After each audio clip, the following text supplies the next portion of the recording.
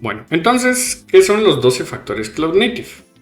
Los 12 factores Cloud Native son sugerencias fuertes, como dice en su página, son, digámoslo así, ideas, una metodología para construir software como servicios. Ahí está la llave. Si yo los respeto, estoy construyendo software como servicios que casualmente me ayudan a crear aplicaciones Cloud Native.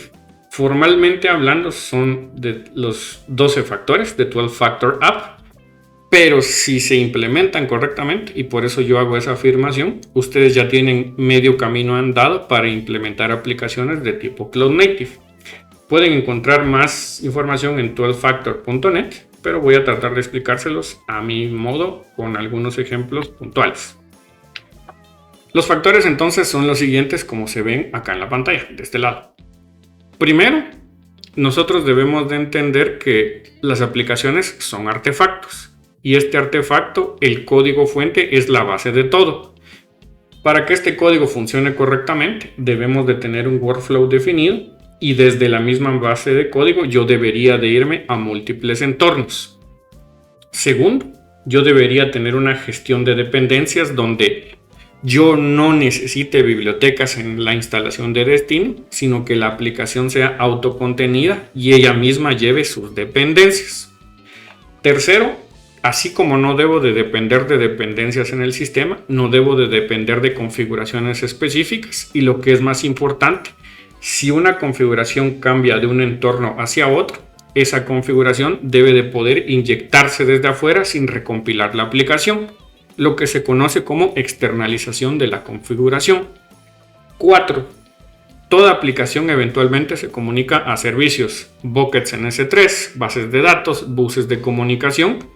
No debo de depender estrictamente hablando de que un bus sea la misma versión en el mismo host en la misma nube, sino que los debo de ver como servicios aclopables.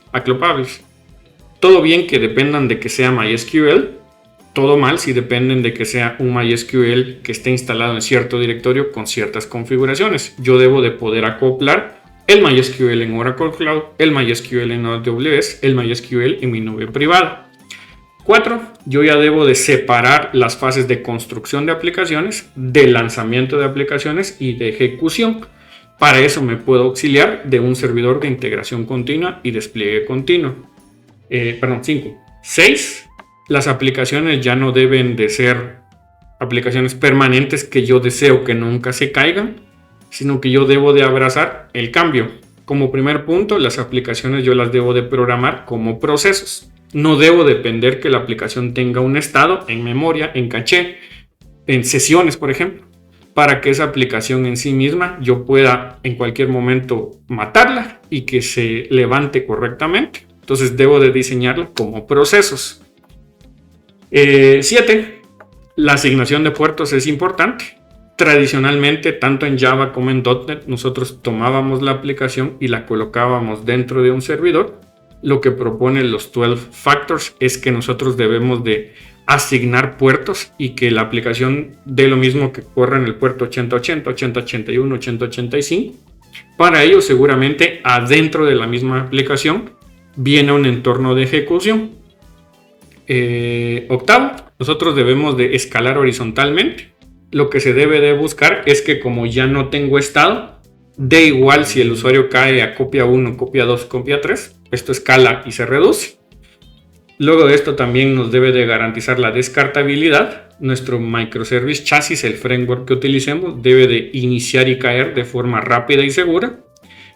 Luego ya para ir cerrando el factor número 10, los entornos de desarrollo y producción deben de ser lo más parecido posibles, lo que implica que debo de eliminar el factor humano para que los entornos yo tenga garantías de que no hay mayores diferencias entre ellos.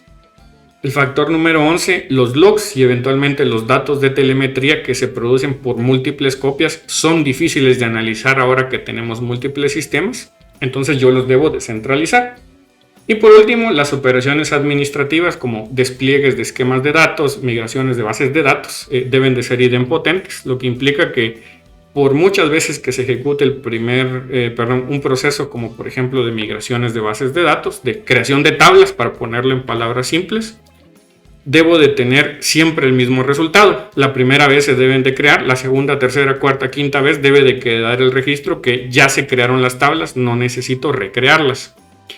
En resumen, estos son los 12 factores 12 Factor App, los que yo suelo denominar 12 factores Cloud Native, porque al menos en mi experiencia me sirven para crear aplicaciones Cloud Native.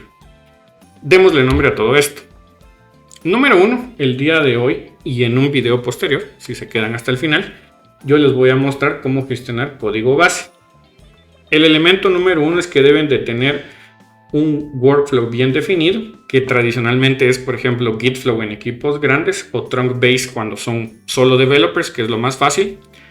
Las dependencias deben de estar autocontenidas. Si, por ejemplo, están en Java, esto ya lo hace Maven. Si están en JavaScript, ya lo hace NPM. La configuración se debe de externalizar, o sea, el código no debe depender que esté configurado en el ambiente. Esto generalmente se hace con argumentos en la línea de comandos, con variables de entorno y con tecnologías más específicas para el almacenamiento correcto de datos, sobre todo si son sensibles, como por ejemplo AWS SSM, HashiCorp Vault o Kubernetes Secrets.